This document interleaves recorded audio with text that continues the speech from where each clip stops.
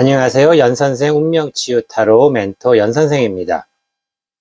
운명치유타로는 실제 상담 사례를 중심으로 시청자분들과 함께 공감하며 치유의 느낌을 가져볼 것입니다.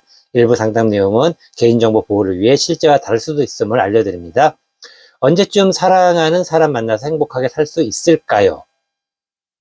올해 나이 30에 일반 중소기업 사무직으로 근무하고 있는 지원씨, 가명은 이별을 하고 상담을 받으러 오셨습니다. 이별은 상담받기 한 달 전쯤에 완전히 끝이 났지만 혹시 그 사람과 다시 이어질 가능성은 없는지 궁금해 하셨습니다. 지원 씨는 타로 외적 운명은 타로 메이저 카드 8번 힘이고 타로 내적 운명은 타로 메이저 카드 5번 교황입니다. 사람의 관계는 만남이 있고 이별이 있는 것이죠. 지원 씨는 친구의 소개로 만난 그 남자가 첫날부터 끌렸다고 합니다. 자상하고 매너도 좋고 키도 크고 안정적인 직장을 다니고 있는 그 사람이야말로 지원 씨가 찾던 사람임에 틀림없다는 확신을 갖게 되었습니다. 이제 지원 씨도 나이도 있고 하니 지원 씨보다 2살 연상인 남친과 미래도 상상하면서 나름 뜨거운 사랑을 하였습니다. 그런데 만난 지 5개월 정도 지난 어느 날 평상시처럼 만났는데 남친이 좀 이상한 행동을 보였다고 합니다. 보통 만나면 식사하고 술도 한잔하고 자연스럽게 모텔까지 가고 했는데 그날따라 남친은 식사만 하고 피곤하다며 일찍 집에 들어간다고 하였습니다. 그럴 수도 있으니 집에 가서 잘 쉬라고 하고 헤어졌는데 집에 도착해서 남친에게 연락을 하니 답장이 없었습니다. 남친이 어디 아픈 건 아닌지 걱정도 많이 되었지만 피곤해서 일찍 자나보다 생각하였다고 합니다.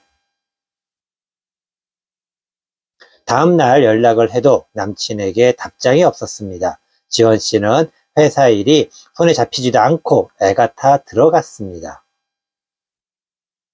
점심시간에 한번 남친 회사를 갔다 올까 생각도 했지만 이런 일이 처음이니 무슨 사정이 있겠지 생각을 하고 계속 연락을 하였습니다. 점심시간이 지난 지 얼마 안 되어 드디어 남친에게 톡이 왔습니다.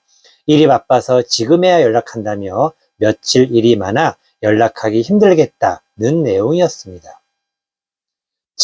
지원 씨는 바로 남친에게 전화를 했으나 남친은 전화를 받지 않았습니다. 이때부터 지원 씨는 이게 무슨 일인가? 갑자기 일이 바빠지다니 무슨 일이지?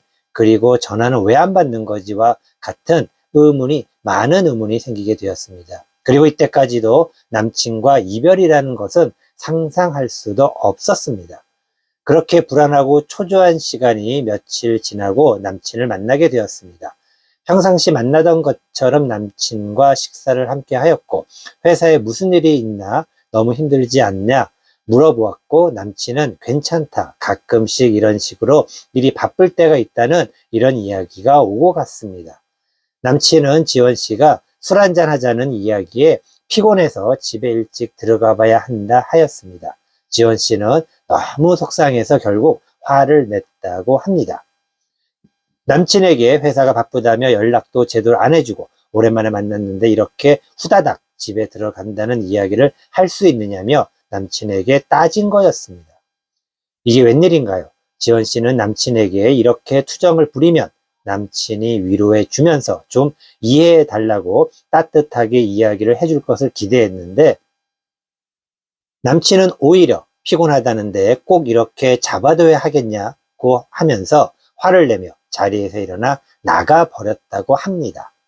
지원 씨는 너무 황당하고 어이가 없어서 한동안 멍하니 그 자리에 앉아 있다가 뺨 위로 눈물이 흘러 입술에 짠맛을 느끼고 나서야 겨우 일어날 수 있었다고 합니다.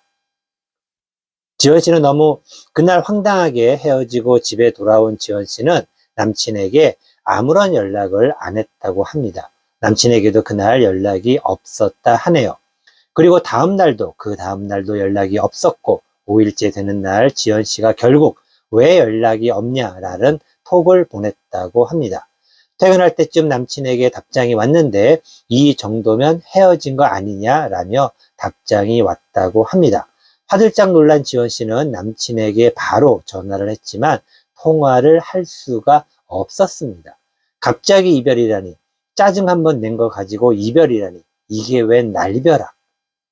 지원 씨는 며칠 밤 잠을 제대로 잘 수가 없었습니다. 또다시 일주일의 시간이 흐르게 되었습니다. 남친은 전화도 안 받고 톡에도 답장도 없었습니다. 남친의 SNS 프사나 내용도 특별한 것이 없었습니다. 지원 씨는 자존심이 상했지만 소개해준 친구에게 남친과의 상황을 얘기하고 어찌 잘 지내는지 확인도 해보았습니다.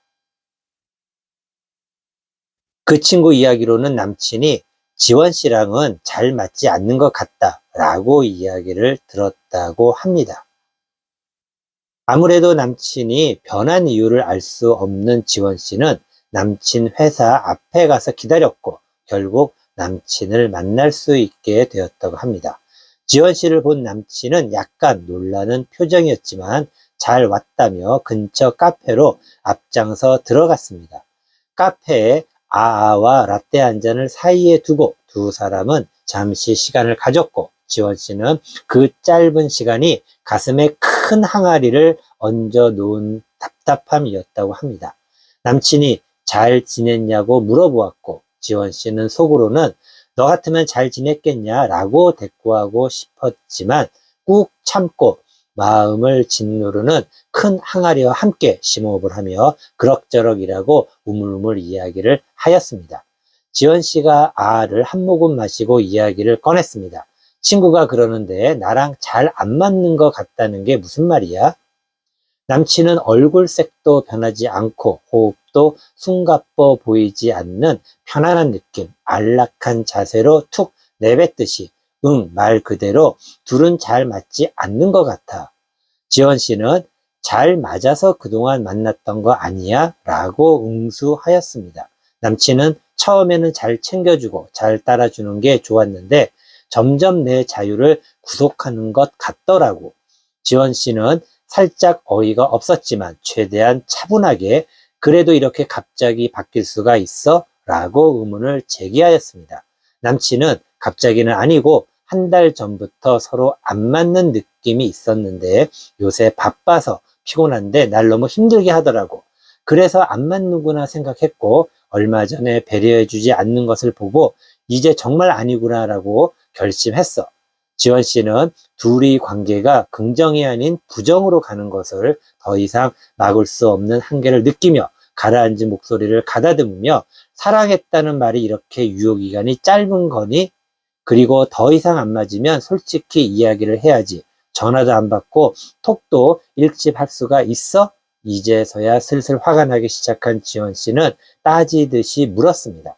남친은 그런 지원 씨의 마음을 읽었다는 듯이 잠시 시간을 갖고 싶었어. 그런데 시간이 지나도 내 마음이 예전으로 안 돌아오네. 지원 씨는 뭐라 이야기를 더 하고 싶었지만 맥이 탁 풀리면서 목소리가 나오지 않는 느낌을 받았습니다. 그렇게 잠시 정적이 흐르자 남친은 지원 씨에게 마지막 일격을 가했습니다. 이제 앞으로 회사에 찾아오는 일은 없겠지. 난 약속이 있어서 이만 가볼게. 지원 씨는 그것이 남친에게 들은 마지막 얘기라고 했습니다. 그 뒤에 뭐라 더 했는지 아니면 그것이 진짜 마지막이었는지 모릅니다. 왜냐하면 지원 씨 눈에 빗물이 고이는 것 같았고 빗물에 가려진 시야 너머로 남친은 일어나서 나가는 듯 했습니다. 며칠 동안 지원 씨는 폐인이 되었습니다. 전혀 생각지도 못한 날벼락 충격은 생각보다 오래 갔습니다. 친구들에게 돌아가며 통사정을 하였고 몇몇 친구들과 사주도 보러 가고 용하다는 데는 가보았습니다. 어디에 갔더니 팔자가 세다는 말도 들었고 다른 곳에서는 구슬해서 애군을 떨쳐야 된다는 이야기도 들었습니다. 더 우울한 이야기만 듣고 어디선가 재회 부적을 사면 다시 만날 수 있다고 해서 냉큼 구매했는데 아직 연락이 안 왔다 했습니다. 시간이 좀 흐르니 지원 씨는 남친과의 이별을 받아들여야겠다는 생각을 갖게 되었습니다. 그래도 혹시라도 만에 하나라도 남친에게 연락은 오지 않을지 궁금하였고 더 궁금한 건 언제 더 좋은 남자를 만날 수 있는가 였습니다. 지원 씨 상담 사례가 좀 길었나요? 너무나도 예상 못한 남친과의 이별에 얼마나 하고 싶은 이야기가 많았을까요? 소개한 내용보다 더 많은 이야기를 했지만 나름 요약을 한 것입니다. 지원 씨처럼 전혀 예상하지 못한 이별을 당하는 분들이 많이 있습니다. 이런 분들은 애정이 많은 분들입니다. 애정이 많다 보니 다른 사람의 애정은 잘 보지 못하고 자신의 애정만을 보게 됩니다. 왜냐하면 자신의 애정을 처리하는 것만으로도 벅찬 덕분입니다. 애정을 처리한다는 것은 자신의 애정을 퍼주기에 바쁘다는 것입니다. 참 훌륭한 분이죠. 그리고 칭찬을 받아야 할 분 아니겠습니까? 지원 씨 남친의 타로 외적 운명은 메이저 카드 4번 황제이고 타로 내적 운명은 메이저 카드 7번 전차입니다. 지원 씨 남친은 스스로 모든 것을 잘 해낼 수 있는 역할입니다.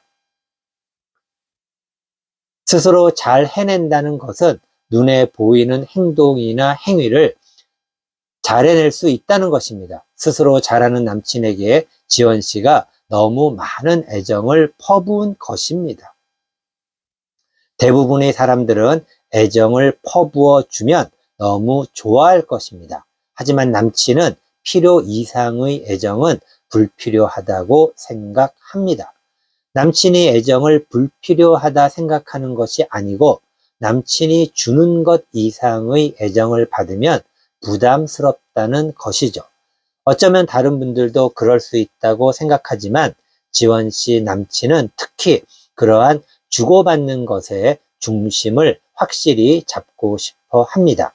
지원 씨는 누군가를 좋아하면 주고받는 것에 대한 균형 감각을 상실합니다. 그냥 있는 것 다 주고 싶은 마음이 됩니다. 심지어는 좋아하는 사람이 자기 자신이 가지고 있지 않은 것을 모르고 요청하거나 부탁하면 다른 곳에서 가지고 와서라도 채워주고 싶은 그런 마음입니다. 특히 남친은 나름 야망도 있습니다.